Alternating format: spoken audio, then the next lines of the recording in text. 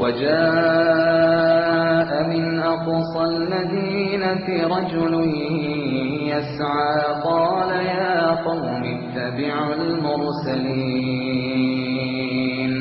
اتبعوا من لا يسألكم أجرا وهم مهتدون وما لي لا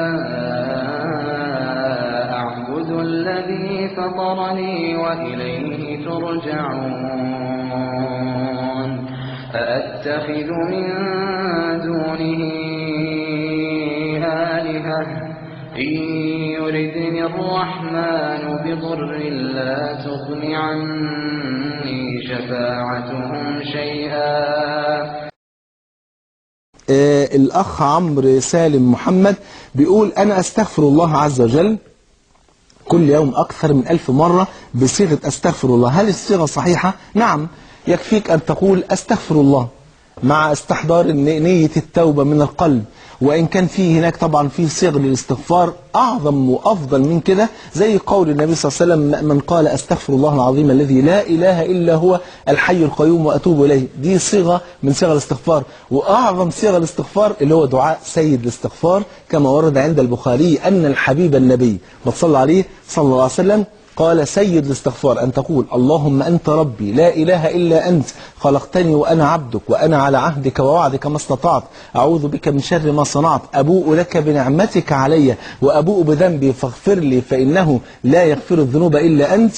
اللي يقوله بالليل ويموت يدخل الجنة، واللي يقوله بالنهار ويموت يدخل الجنة. فده دعاء سيد الاستغفار. وبيقول كذلك أنا أصلي على النبي صلى الله عليه وسلم أكثر من 500 مرة في اليوم بصيغة اللهم صل على محمد. نعم، هذه الصيغة صحيحة، وإن كانت الأكمل والأفضل هي الصيغة الإبراهيمية، فإن شقت عليك فيكفيك هذا بفضل الله سبحانه وتعالى. والصيغة الإبراهيمية التي وردت في النصف الثاني من التشهد اللهم صل على محمد وعلى آل محمد كما صليت على إبراهيم وعلى آل إبراهيم إنك حميد مجيد، اللهم بارك على محمد وعلى آل محمد كما باركت على إبراهيم وعلى آل إبراهيم إنك حميد مجيد، وفي رواية في العالمين إنك حميد مجيد. إني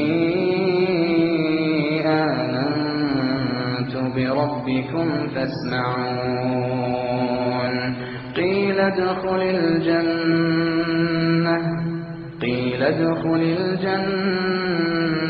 قال يا ليت